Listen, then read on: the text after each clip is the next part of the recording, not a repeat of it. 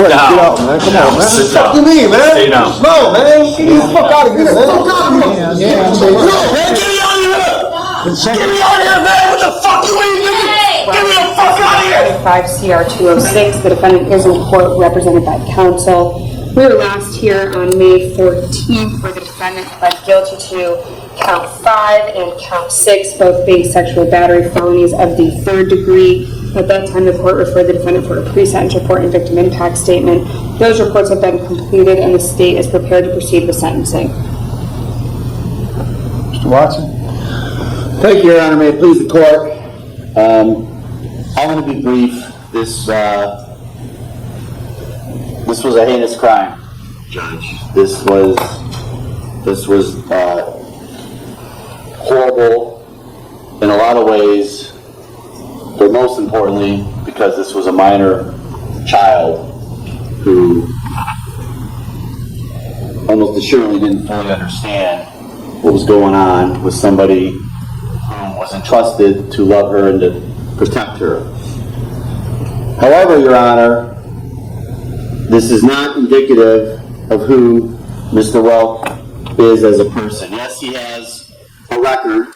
Yes, he has been to prison, but it's mainly in the past been for drug offenses, I believe some theft offenses, nothing of this magnitude.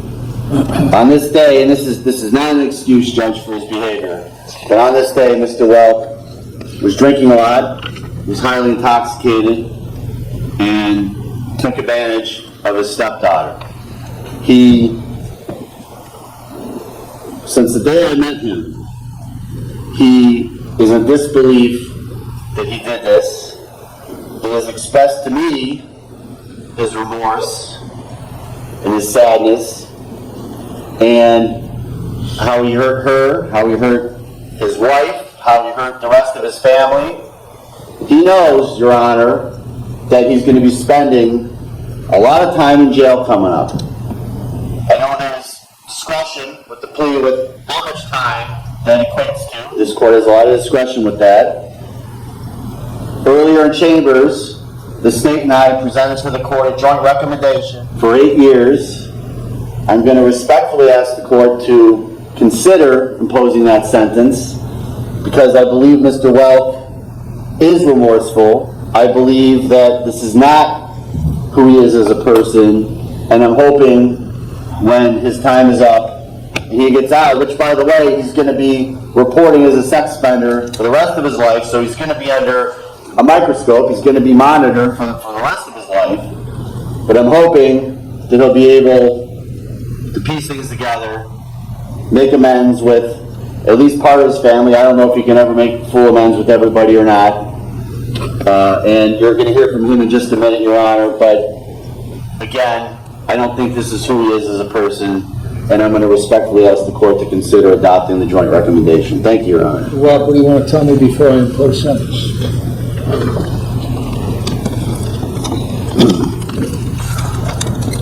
First and foremost, I'd like to apologize to the courts for appearing for them today.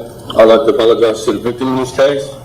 I'm not going to use alcohol or drugs as an excuse for anything. However, alcohol was a main factor in this case. But I take full responsibility for my actions because I chose to make the irresponsible decision consuming too much alcohol than I could handle, causing poor, regretful choices leading to my incarceration. I've read the police reports and feel ashamed, embarrassed, and hurt because that's not the person I am. And I wouldn't be standing here today if I would have just been more responsible. I have 4 younger children that I've let down because of being locked away from them, missing out on watching them grow, having to deal with that as a heartache alone. The only thing I can do now is work on myself while incarcerated, take advantage of all programs they offer, and become a better man and a better father, and not give up doing so. I have to make this my last time in jail, and I plan to. I'm sincerely remorseful to my victim in this case, letting her down when I was supposed to be a father figure in her life. I beat myself up over this every day. Over this, wishing I could take it all back. I just hope she can grow up in life and leave this in the past, and that it doesn't affect her future. Again, I'm sorry to everyone I caused pain to in this case.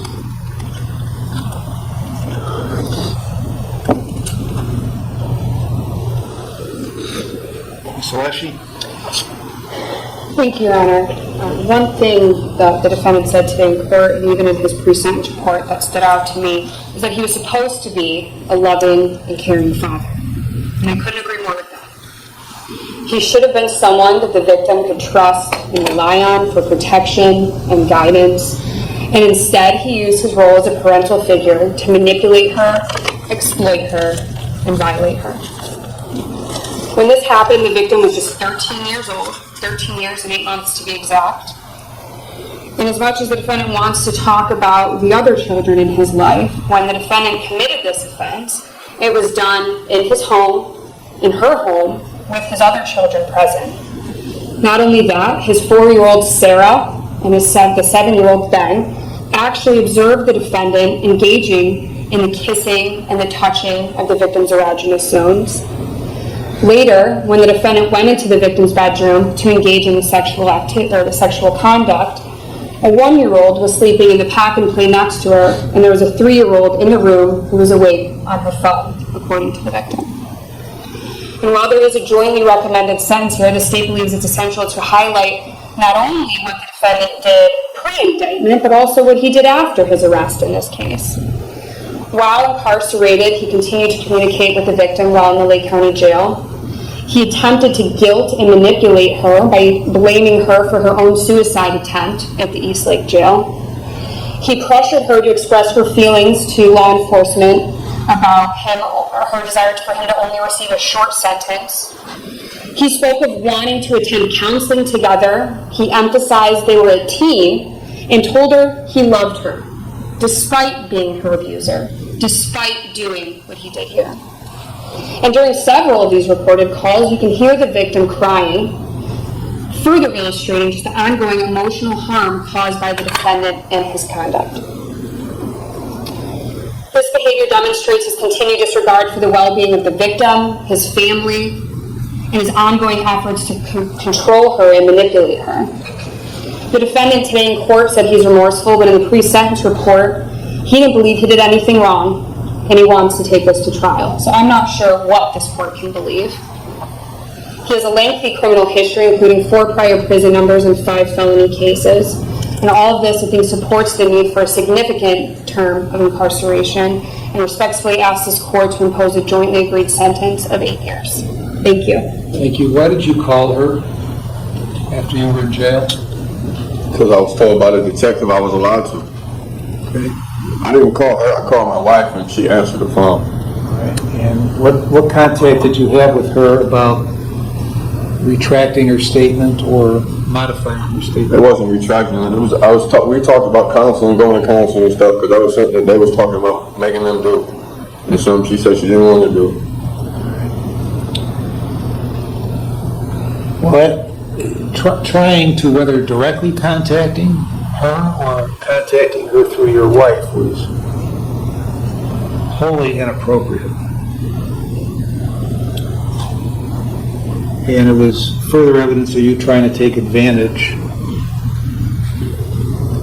of her at that young age, like you did when this happened. Now she had asked the detective if she could have contact with me when this case was all started. And then when I went to my preliminary hearing on February 11th, I asked the detective and he told me the same thing. All right. Well, you're experienced enough in the system to have the wisdom that you shouldn't have been contacted. Okay. In talking to her, having about anything having to do with this case. So, you've in your statement, you say you apologize to her, but then in the pre-sentence report, you talk about how you don't believe you did everything you're accused of doing and wanted to take this to trial. What's that all about? I don't remember exactly what I said, Your Honor, but what I was saying was I don't have recollection of what happened the night of. So I wasn't admitting to, I didn't know what happened.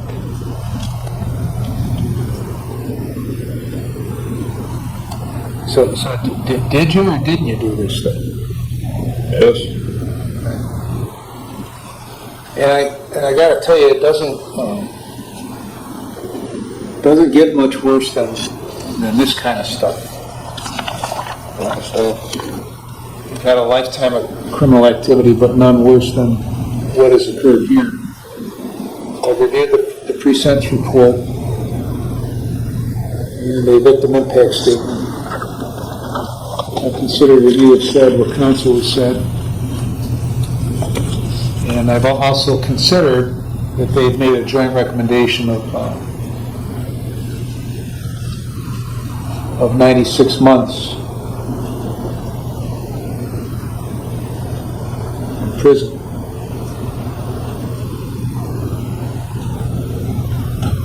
So on count, and I've considered all the provisions in 29, 29, 11, 29, 29, 12, 13, and 14.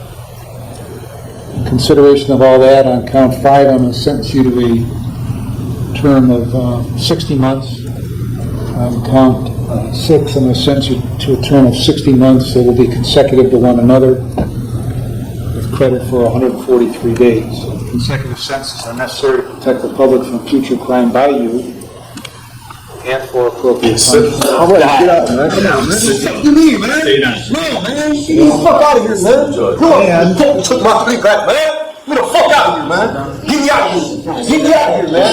Get me out of here, man. Get the fuck out of here. Hey, man, get me out of here.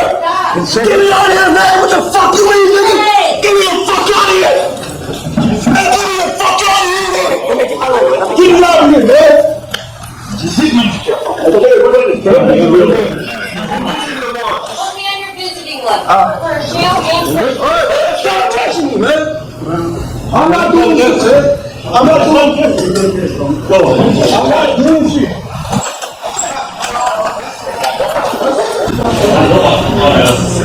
All right, consecutive sentences are necessary to protect the public from future crime by the defendant and for appropriate punishment. And they are very proportionate to the seriousness of the conduct and the danger he poses to the public. And his history of criminal conduct demonstrates that consecutive sentences are necessary to protect the public from future crime by the defendant. Officer assess the remaining charges are dismissed. Anything else, Ms. Election? I got it. Thank you. Mr. Watson?